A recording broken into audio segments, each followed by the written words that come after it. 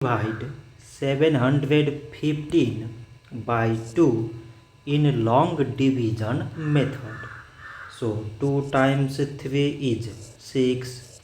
On subtracting we get 1. So now we put down this 1 and it is 11. So 2 times 5 is 10. On subtracting we get 1. So again we put down this 5 and it is 15. So 2 times 7 is 14. On subtracting we get 1.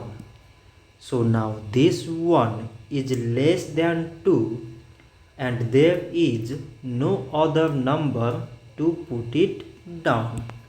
So we take here decimal so that we put 0. So it is 10 and 2 times 5 is 10. On subtracting we get 0. So 715 divided by 2 is 357.5. So this much for today and thanks for watching.